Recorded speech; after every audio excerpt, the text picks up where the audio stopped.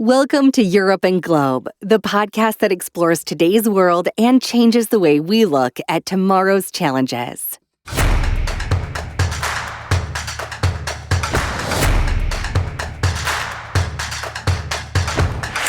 You like it dark or milk? You prepare chocolate mousses or cakes? You succumb to a small piece of chocolate every day because it makes you feel better. European citizens are the world's leading consumers of cocoa. European countries buy 56% of the world's production.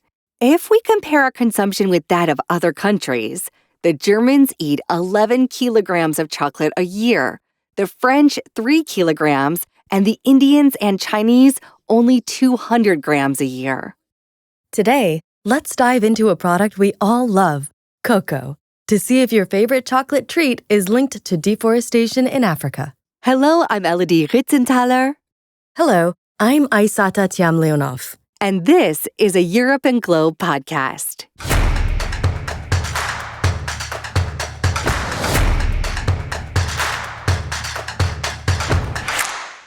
The EU Deforestation-Free Regulation, also called EUDR, was adopted in 2023. It becomes mandatory on January 1st, 2026, and it obliges companies that place cocoa on the EU market to comply with the laws of the producing countries on human rights and social and environmental issues. These operators must also provide the GPS coordinates of the plots of origin of the products. All this information will be compiled in a due diligence document, which can be verified by the authorities of the EU member states. In this way, the authorities will be able to check our imports at the port of Amsterdam, Le Havre, or Hamburg and check that the plots of land on which the cocoa is grown have not been deforested since the 31st of December, 2020. Let's take a look at cocoa. Where does it come from? And what is the situation in the main African cocoa-producing countries? Cocoa originally comes from Central America and Brazil. It was introduced to Africa in the 19th century, first in Ghana and São Tomé and Príncipe, then in Côted'Ivoire. Ghana was the world's leading producer until the 1970s, when it was overtaken by Côte d'Ivoire, which has steadily increased its cocoa acreage. Nigeria was also a major producer, but a shift to oil production slowed the development of agriculture in Nigeria, including cocoa. Africa now accounts for more than 82% of the world cocoa production. That's right. There are 15 African cocoa-producing countries, but by far the biggest are Côte d'Ivoire and Ghana. Together, they account for 67% of the world's cocoa production. In third and fourth place are Cameroon and Nigeria. Coming back to Côte d'Ivoire, it produced more than 2 million tons in 2022. Ghana 1 million, and Cameroon and Nigeria around 300,000 tons each. The other cocoa-producing countries are Liberia, Sierra Leone, Togo, and Guinea-Conakry in West Africa. In Central Africa, we have Congo, Brazzaville, Cameroon, DRC, São Tomé and Príncipe, and then there's Uganda, Madagascar, and a few others. It's important to understand that cocoa production in all these countries is much more limited. Over 90% of cocoa farmers are smallholders with plots of land just 2 to 5 hectares. Yes, and there are 6 to 8 million smallholder farmers in Africa who depend directly on the cocoa sector and 25 million indirectly. In Côte d'Ivoire, the cocoa production started almost a century ago, but it was in the 50s and 60s that the production really intensified. Cocoa now accounts for a quarter of Côte d'Ivoire's GDP, so it is a key sector for the country. You're right. In Ghana, too, cocoa is a key sector. But in the two countries, monoculture farming systems were developed. And we are now realizing that they are less resilient to climatic hazards and pests compared to cocoa agroforestry. So according to the Cocoa Barometer 2022, the world production of cocoa has increased by 20% between 2012 and 2022. And over these years, we have seen that the increase in cocoa production has not been achieved through higher productivity per hectare, but rather through the expansion of land to the detriment of forests. And that's a real problem. We should consider that the forest of Côte d'Ivoire, Ghana, and most of West Africa have almost disappeared in the last 50 years. Even protected areas are under threat. This raises another question. What about the other producing countries? Apart from the two leaders, Côte d'Ivoire and Ghana, to which we can add Nigeria, the other countries, including Cameroon, which is number 3, produce cocoa mainly under forest cover. Cocoa is interspersed with other trees. So far, it is clear that cocoa has directly contributed to deforestation in Côte d'Ivoire and Ghana, and probably Nigeria, but it is less obvious in the other producing countries, partly because production is much more limited, but they could be at risk in the future. All right, so what are the current issues, especially in the light of climate change? As a result of climate change and also aging trees, cocoa production in Côte d'Ivoire and Ghana has fallen sharply in recent years. Increased rainfall has affected the flowering of cocoa trees. So, no flowers, no pods. That's right. And this has led to a rise in cocoa prices. As a result, operators are increasingly looking to diversify their sources of supply in other countries, which is an opportunity to develop the cocoa sector in other places. It is interesting to understand these dynamics on the continent, but it is also useful to understand how the cocoa sector is organized and to identify the key players. About 10 large multinational corporations control the whole cocoa sector, while millions of smallholder farmers grow cocoa.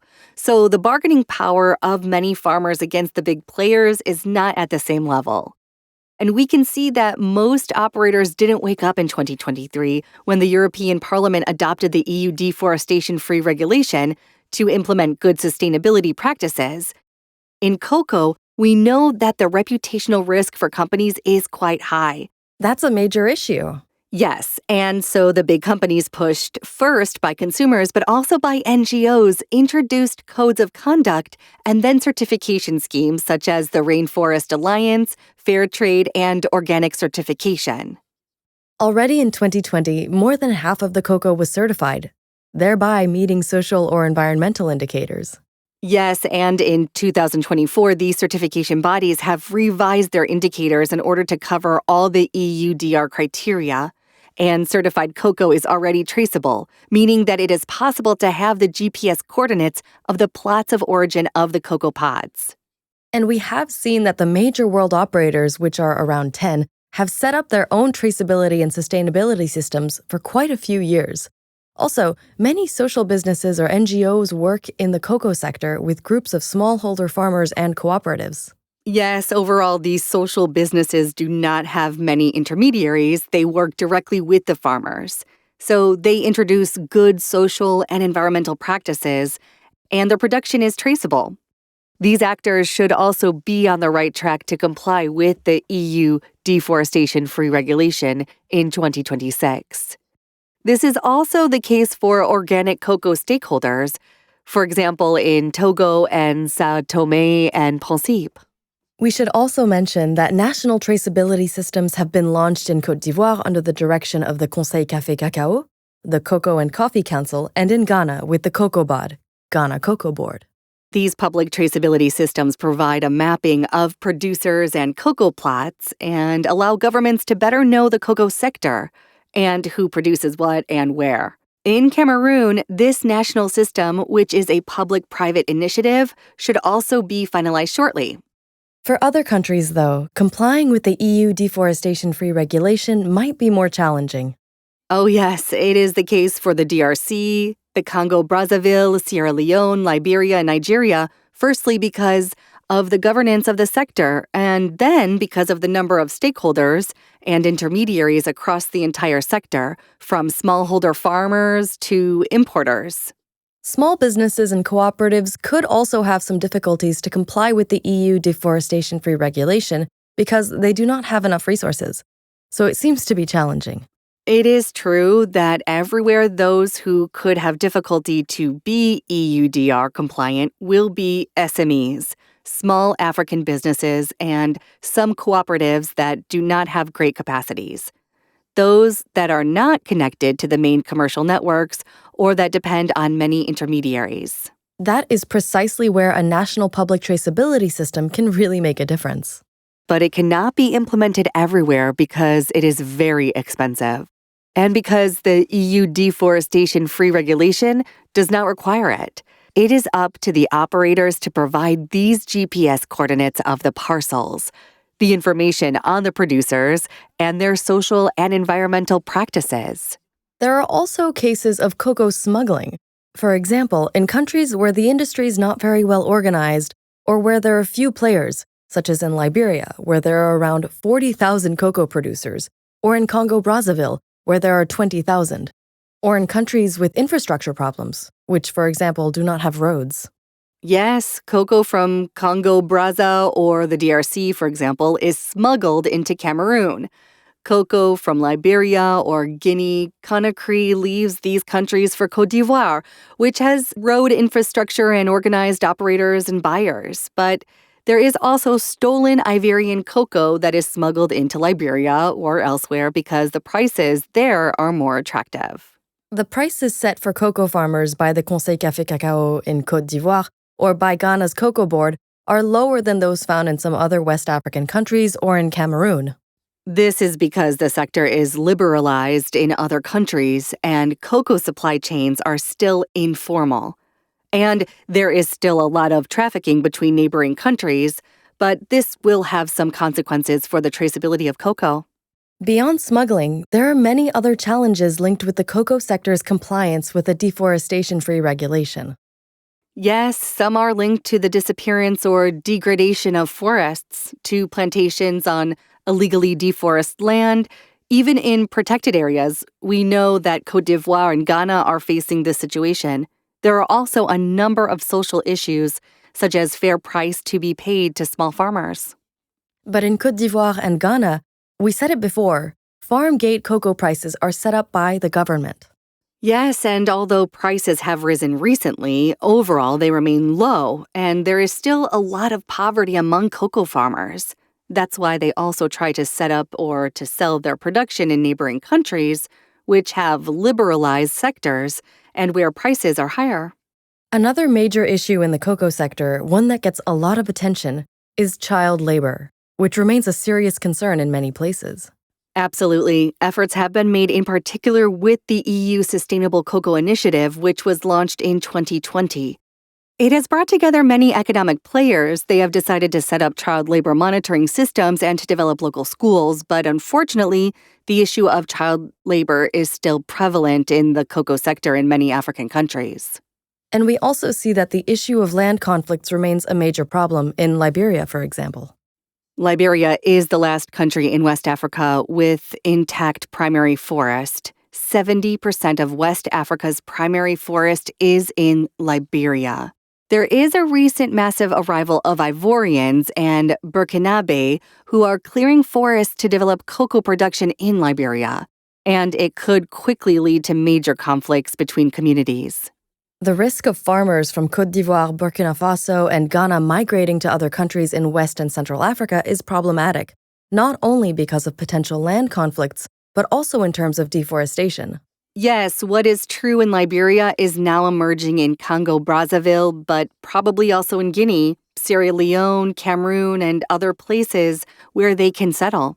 But it's happening on a smaller scale at the moment. And these players tend to promote the same cocoa monoculture techniques that were supported in Côte d'Ivoire over 30 years ago, and which have had a huge impact on deforestation.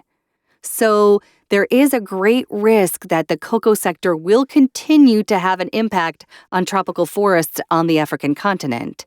And in the future, increased cocoa production could have an even greater impact on deforestation in countries where the production is not yet very high. And Cameroon or the DRC are experiencing conflicts and wars. Yes, and it is clear that compliance and proof of compliance by sectors in these countries will be complicated, not only in terms of social and environmental issues, but also in terms of traceability requirements, smuggling, and the fight against corruption. In short, all of these issues and all of the EU deforestation-free regulation indicators. Elodie, some say that cocoa farming could disappear by 2050 because of climate change. But is that true? Will Africa remain a key continent for cocoa cultivation in the coming years? Well, I don't know if cocoa will disappear. But in any case, Africa is and will probably remain an important place for cocoa production in the coming years. But with the challenges of climate change, monoculture practices are being questioned in Côte d'Ivoire and Ghana, and agroforestry is likely to be increasingly promoted. However, the challenges faced by these two major cocoa producers, particularly in terms of declining harvests, should lead to an increase in production in other countries, not only in Africa, but also in South America or Asia. In tropical countries. Yes. Whatever operators are seeking to diversify their sources of supply in order to reduce their risks linked to climatic hazards, but also in order to have a greater diversity of cocoa varieties, aromas, and flavors, such as those from Central Africa, which are old varieties and grow under forest cover. But is there a risk that the EU deforestation-free regulation could disrupt the global cocoa market? Well, that's a good question.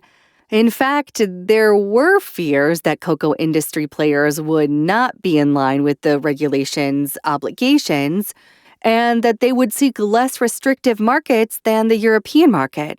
But number one, the main market for cocoa remains the European Union. We're still the biggest chocolate eaters in the world.